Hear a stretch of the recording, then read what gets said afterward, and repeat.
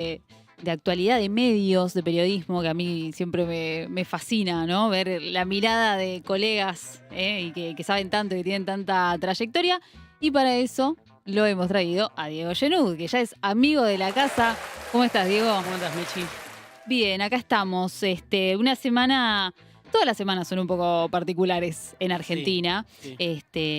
Pero bueno, hoy nos convoca particularmente algo bien concreto, que es el cierre de listas, ¿no? Pero me interesa hablar un poco también en cuál anda Milei, ¿no? Un Sí. Milei que recibe uno de sus tantos premios. De repente un Milei muy interesado en el séptimo arte, ¿no? En el cine, de repente crítico de cine, ¿no? Que se encargó varias veces de hacer un análisis, especialmente estamos hablando de Homo Argentum, la Sí, película sí. de Francella. Y me interesó mucho la frase con la que vos arrancás tu nota del destape de este fin de semana, que es, a Milei no le interesa lo electoral, ¿no? Mm, Y mm. estamos en un momento de cierre de lista, ¿no? O sea, Sí. ¿qué le interesa a Milei? No, creo que a Milei le interesa el poder, Ujú. perpetuarse en el poder. Evidentemente es alguien que disfruta, ¿no? de estar en el poder, pero al mismo tiempo considera como, no sé si una disciplina menor todo lo que tiene que ver con el armado electoral, Claro. incluso los números, las encuestas. Es algo que lo aburre un poco al presidente. Hay que entender que él es, por un lado es un emergente, por otro lado es una especie de producto, ¿no? Diseñado por estrategas de la comunicación, ¿no? Es el nombre de una variante Mm. para un sistema político muy, muy deslegitimado en la Argentina, y sabemos que en otros países también hay otros especímenes similares a Milei. Entonces, eh, lo que me comentaba alguien que trabaja con él, con el presidente y con el equipo de campaña del presidente, es que muchas veces él dice, no me muestren a mí esas encuestas, Ok. eso que lo maneje Karina, que lo Mm. maneje Lule Menem, ¿no? Obviamente está también Santiago Caputo ahora en un rol que se está redefiniendo. Pero cuando se trata del cierre de listas, en este caso Milei se involucró, pidió por 3 o 4 personas, pero todos los nombres, todo lo que tiene que ver con la libertad avanza en la ciudad de Buenos Aires, en la provincia de Buenos Aires, en gran parte del país, corrió por cuenta de la hermana del presidente, de Lule Menem, ¿no? Claro. Y las encuestas, ya te digo, me parece que las trabaja también Lule Menem, Ujú. con un asesor de Santiago Caputo que se llama Tomás Vidal, que Sí. viene de la consultora que tenía en el sector privado y que es el que mejor se lleva con Lule Menem. Un poco ese es el esquema.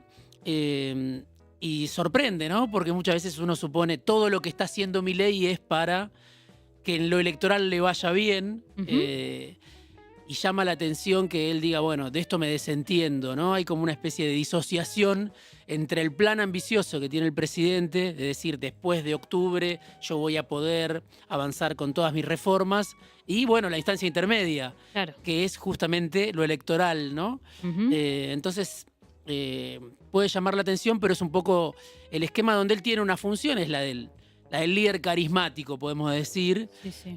pero no está tan pendiente de lo que pasa con lo electoral, con lo político, un poco más de lo económico, sin duda, y ahí se ve la mano del presidente en las últimas semanas especialmente, pero el resto lo terceriza, ¿no? Sí, sí, sí. En su hermana y en el equipo que trabaja con ella. Sí, sí, como que delega, ¿no? Ujú, Él ujú. sigue siendo la cara de un Sí, proyecto. Es inevitable igual hablar de nombres, sí, nombres muy pesados. sí. Particularmente, bueno, pienso en la Libertad Avanza, pero podemos ampliarlo también, por ejemplo, al peronismo, ¿no? Bullrich, Petri. La antigua, hoy analizando un poco los nombres, decía, esto fue la fórmula presidencial del PRO, Sí, ¿no? sí.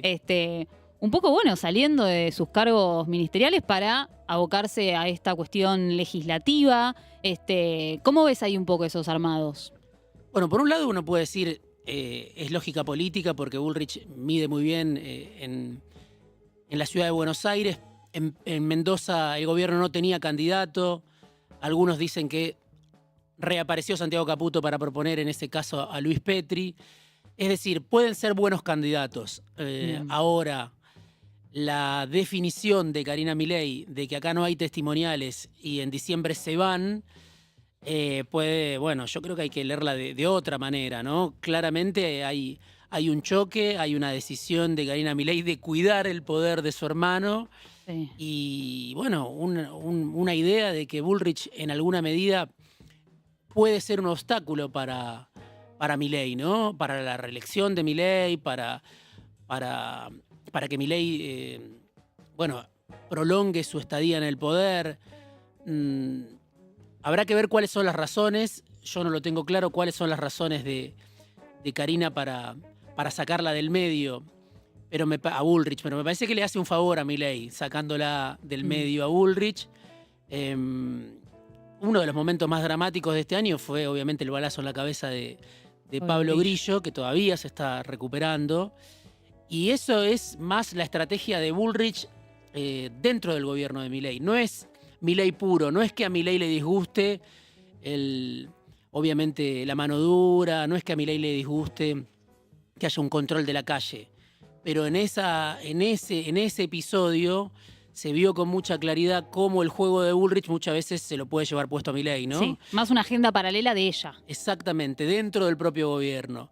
Entonces, yo creo que eso también incidió. Obviamente la voracidad de Bullrich, es una dirigente política con mucha trayectoria, pero que tuvo un techo, ¿no? Milei se la comió cruda en esas elecciones de las que hablabas. Y su principal método de acumulación es la represión. Una represión que muchas veces es temeraria. Seguramente no fue lo único que la llevó a Karina Milei a sacarla de la cancha, pero habrá que ver quién es el nuevo nombre para seguridad. Lo que es seguro es que Bullrich no quería irse tan rápido del Poder Ejecutivo, porque en el Senado seguramente va a tener una actuación más deslucida, ¿no? Sí. No va a tener los fierros que hoy tiene, hay que ver si le permiten seguir controlando el ministerio a través de algún colaborador o colaboradora suya, pero creo que es una noticia de primera magnitud, ¿no? Si esto se cumple efectivamente, Bullrich, bueno, obviamente va a ser senadora y si se tiene que ir del gabinete, me parece que hay que leerlo en línea con otras decisiones de Karina Milei, ¿no? Macri no cobró prácticamente nada, la Fuerza del Cielo prácticamente no cobraron nada, creo que una sola candidata en Salta, muy poco pudo el equipo de Santiago Caputo utilizar o aprovechar esta oportunidad para decir, bueno, salimos del streaming y vamos al Congreso, al Poder Legislativo, a las legislaturas, ¿no? Todo es de Karina.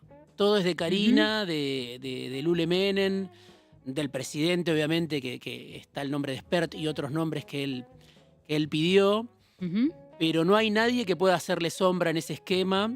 Y bueno, me parece que también es otra de las lecturas que surge, ¿no? de este armado de listas, donde Karina es el jefe, ordena, ejerce la conducción, llena de nombres propios, en muchos casos sin pasado también a las listas, pero no permite que nada crezca a su sombra, ¿no? Totalmente. ¿Ves en esos nombres? Porque bueno, fuera de todos estos nombres más conocidos y más resonantes, también hay bastantes como ignotos, ¿no? Sí. ¿Ves en eso una voluntad de la Libertad Avanza de tantear o de ir armando un poco el terreno de cara al 2027? Sí, hay nombres, creo que es una condición que no aparezcan asociados a la casta. Después la casta puede estar en el gabinete, ¿no? Como estuvo Bullrich o está Bullrich, Caputo, Franco, Scioli, y lo sabemos, pero para ser candidatos me parece que está esa idea de mucha gente que venga desde otro lugar, que la sociedad los perciba como debutantes en la política, que no están contaminados por ese pasado, que obviamente hoy es una carga para una parte de la sociedad, piensa que es una carga haber actuado en política antes de Milei, y después la gente de la Fuerza del Cielo tampoco, uno puede decir, tenía pasado, muchos de ellos. Sin embargo, en algo complicaban la estrategia de Karina y por eso no están en las listas como quisiera Santiago Caputo. Después está el socio de Fantino. Hay gente que viene de otras atmósferas que si están disciplinados y están encolumnados pueden crecer. Me parece que ese es el metamensaje, ¿no? de la hermana del presidente. Sí, sí. Bueno, esta fórmula que le resultó a Milei mismo, ¿no? Como venir de lo nuevo. Sí. Yendo para el lado de la oposición, más peronista, si se puede llamar así, también surgieron algunos nombres particulares. Un Tayana que vino como un poco a aparecer ahí medio como una cosa inesperada, pero además, ¿cómo decirlo? Como un candidato que no molesta a nadie, Sí. ¿no? Un poco para decirlo Sí. correctamente. Y un Grabois que también ganó mucho poder, ¿no? Sí. En a quién poner, a quién no, dio mucho espacio. Guillermo Moreno, que no salió tan beneficiado. ¿Cómo ves ahí esa repartija? Bueno, Tayana es un dirigente con mucha historia, con un apellido con mucha historia, además en el peronismo.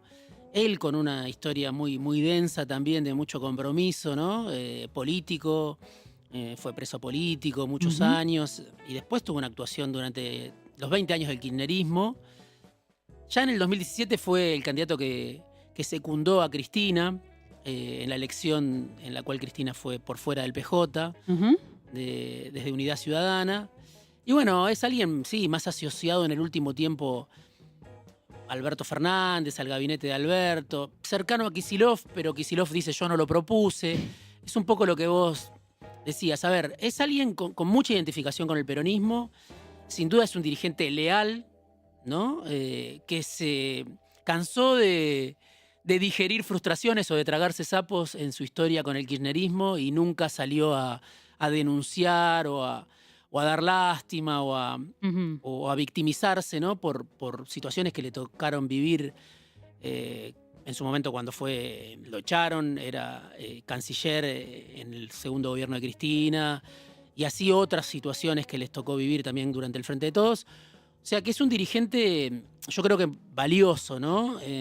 No es un recién llegado, es alguien que podría haber sobrevendido su propia historia y no lo hizo por un perfil bajo que siempre asumió de cierta humildad.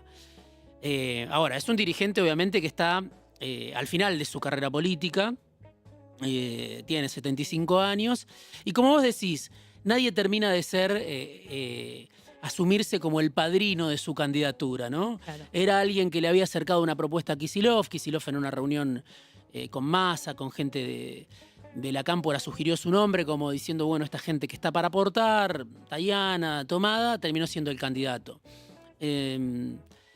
Tayana hasta las 7 de la tarde del sábado no sabía que iba a ser candidato. Estaba esperando el mensaje. Nadie se había comunicado con él, se enteró por los diarios como nos enteramos todos. Entonces esto te habla un poco de la ambigüedad o la paradoja. Estoy diciendo, es un dirigente que yo considero valioso, que tiene una trayectoria muy importante. Como vos decís, también era alguien que cumplía con un requisito, no estaba en ninguna rosca, en ninguna interna, conspirando contra nadie. Es su trayectoria la que lo convierte en un dirigente que no tiene prácticamente enemigos. Pero bueno, habrá que ver si es el candidato que necesita el peronismo en este momento, ¿no? Después, sin duda, Grabois va a ser el gran protagonista de la campaña. Sí. Está en el tercer lugar, pero yo creo que es el indicado para pelearse con Espert durante toda la campaña. No va a ser Tayana el que pueda ir a esa pelea de perros. Y seguramente Grabois lo vamos a ver muy activo. O porque alguien se lo pide, Cristina se lo pide, o porque a él obviamente le nace esa confrontación y le sale bien. Con Grabois yo creo que sí se puede hacer un análisis de un dirigente que tiene una ambición política muy notoria, que con esta elección hay que ver cómo resulta, obviamente si el peronismo le va bien, si le va mal, ¿no? Si gana o pierde en las elecciones. Pero con este cierre de listas, Grabois se recibió de político profesional, ¿no? Porque hasta ahora era alguien que venía de las afueras de la política, el territorio, la dirigencia social, y que hasta era menospreciado por muchos de los expertos en rosca, ¿no? Sí, cuando le fue a dar la carpetita a Massa, por ejemplo. Claro. Era como, bueno, Grabois, sí. Y la verdad que se los comió crudos a varios de los profesionales de la política.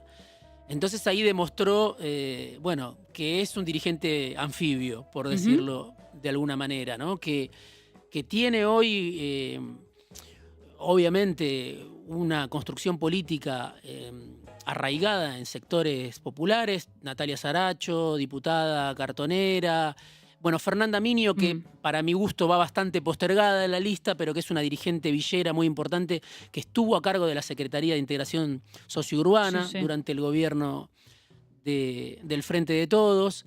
Itai Hackman. Itai Hackman es más parecido a un dirigente, bueno, de extracción universitaria, más parecido a un dirigente tradicional, ¿no? De cierto progresismo, cierta centroizquierda, digamos. Sí.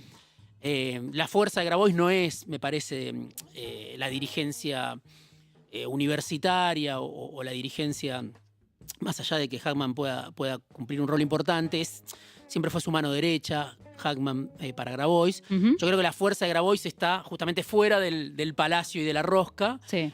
Lo que demostró en esta elección, en este cierre de listas, es que él puede hacer valer ese afuera adentro del Palacio, ¿no? Entonces, bueno, Massa no fue candidato, Sebastián Galmarini está en el puesto 11. Bueno, obviamente Malena ya era candidata en la elección en la provincia de Buenos Aires, en la elección de Kicillof, podríamos decir. Sí. Pero bueno, aparece una dirigente del Frente Renovador, Jimena López, en segundo lugar, que muy pocos la conocen. Sí. La campaña lo va a tener como gran protagonista a Grabois en una alianza con la Cámpora, donde pareciera que Cristina se inclinó más por Grabois que por Massa, por momentos, ¿no? Por lo menos por lo que se ve en la superficie. Después hay gente que piensa que Massa nunca pierde y tiene en la provincia de Buenos Aires, en distintos lugares, resortes de poder importantes, pero ahí la gran novedad es que Grabois se sentó a la mesa de las decisiones y, bueno, se llevó mucho, ¿no? Kicillof muy postergado. Absolutamente. ¿Crees que le hacen un poco pagar el precio del desdoblamiento? Sí, sin duda.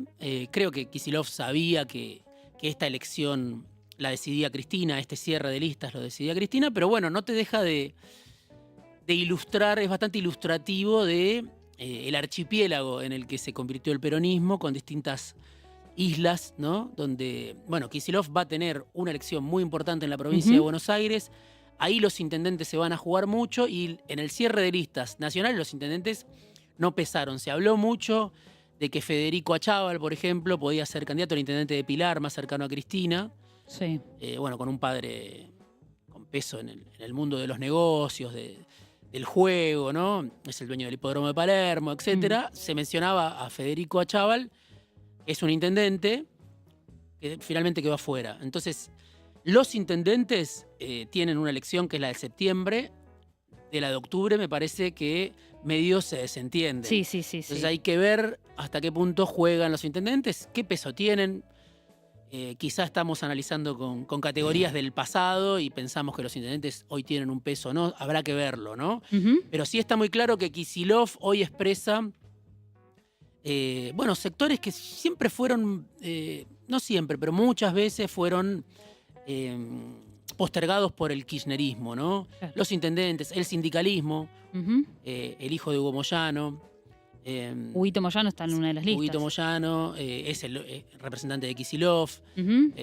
Yasky, ¿no? Después Palazzo, más por el lado de Cristina, Vanessa Siley. Pero digo, en torno a Kicillof se va configurando un espacio que no sé si tiene mucho de nuevo. Son los kirchneristas de ayer. Sí. Pero son los intendentes, son dirigentes sindicales que van a estar, me parece, más atentos a la elección de septiembre que a la de octubre. Hay que ver si eso se puede desligar o no, si la sociedad... Sí.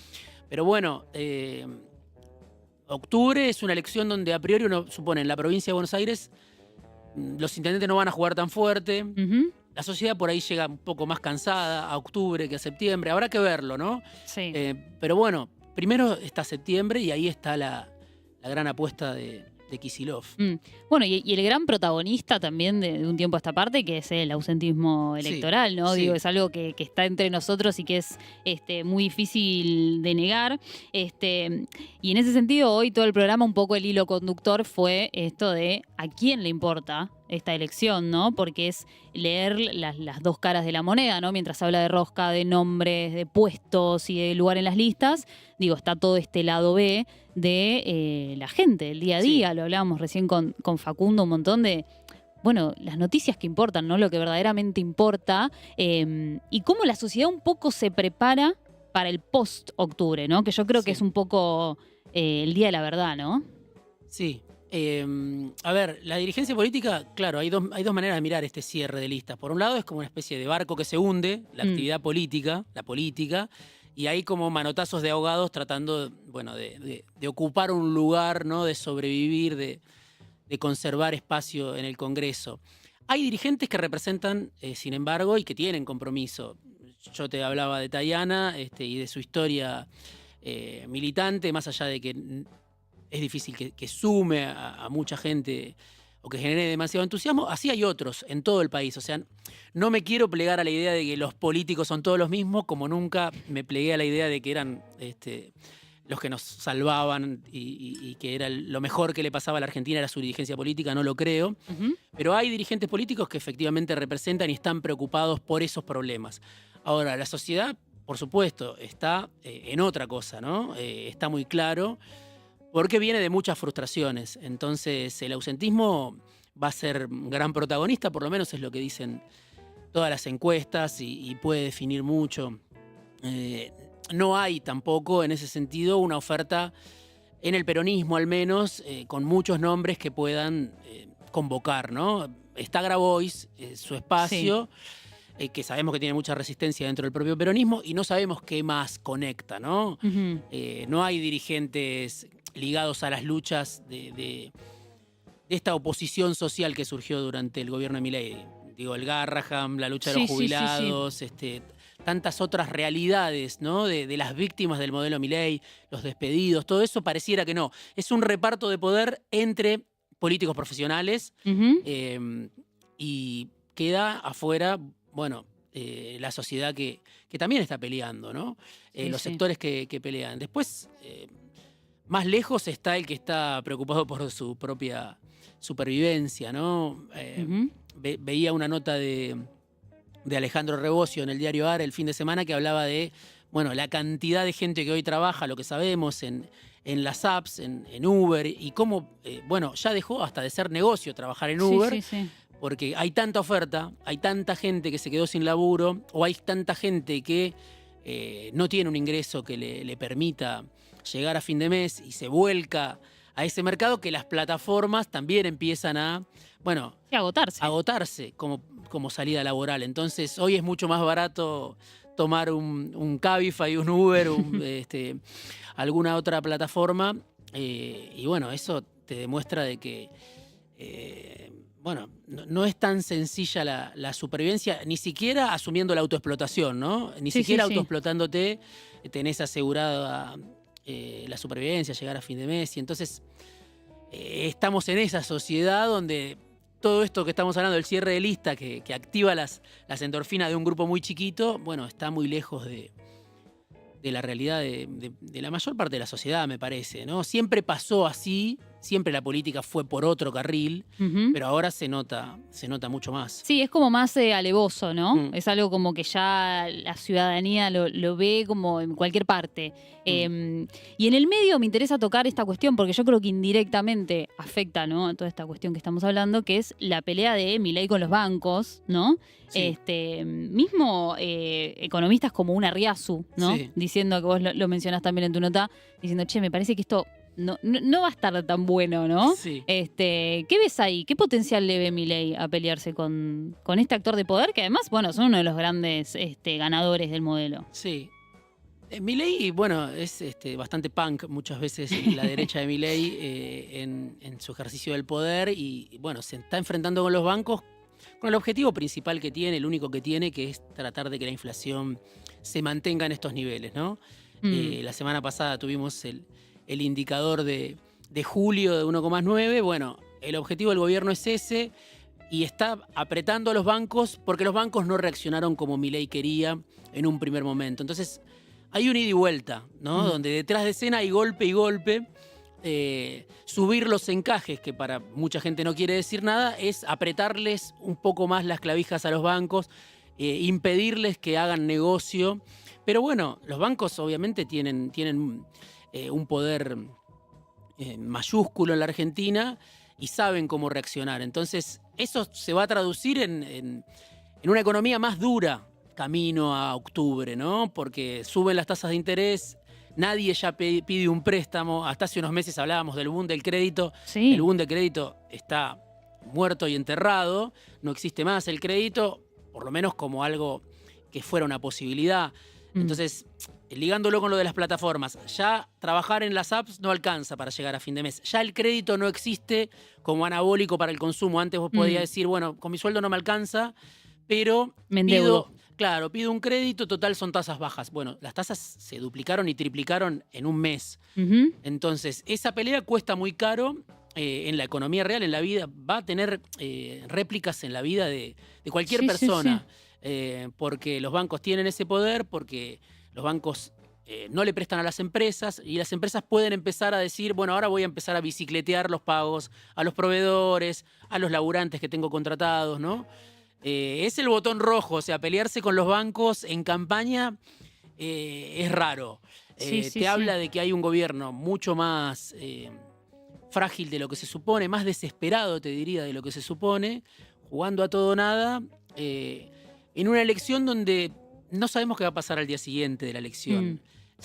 Hoy, cuando Arriazu habla y hablan otros voceros, bueno, son tradicionales voceros de los bancos. Entonces, cuando vos te peleas con los bancos, no es que, por un lado, tenés grandes chances de perder, sino que vas a escuchar cómo, a través de los medios de comunicación, los distinguidos consultores que trabajan para los bancos le empiezan a pegar a Milei en campaña, ¿no? Entonces se parte el bloque de poder que hasta ahora lo venía acompañando.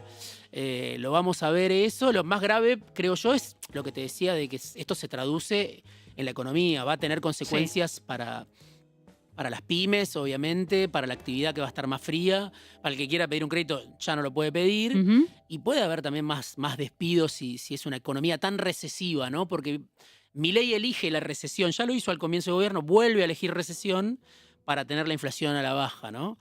Entonces, llega de una manera muy, muy distinta a la que Milei se imaginaba. Se imaginaba llegar con una economía creciendo, sin tanto inestabilidad en el frente del dólar, de la inflación.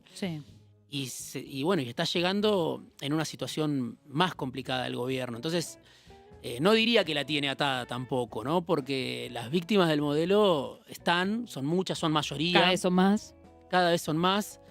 Y no hay mucho incentivo para votar a Milei de un laburante común, ¿no? Salvo, bueno, su discurso. Pero en la vida la batalla cotidiana, cultural.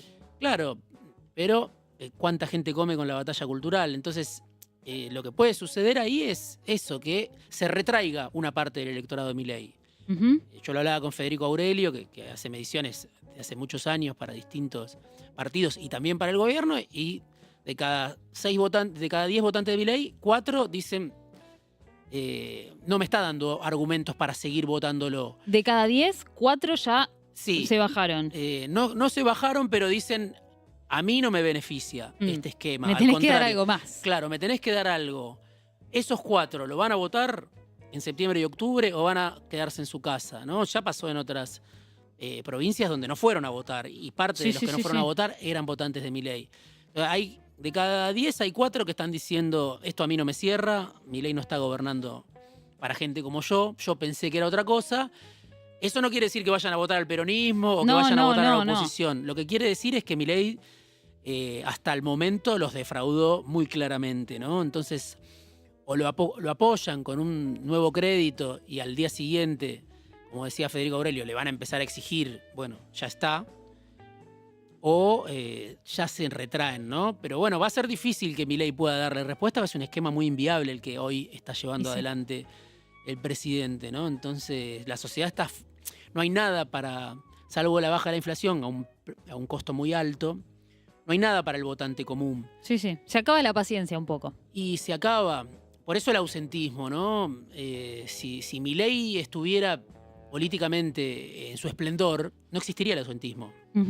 Total. Porque antes él representaba a esa gente que estaba harta de la casta, harta de la política tradicional, y ya no la representa, o está toda esa gente, bueno, llena de dudas con respecto a quién representa a Milei, que es muy claro a quién representa, ¿no? Representa actores de mucho poder.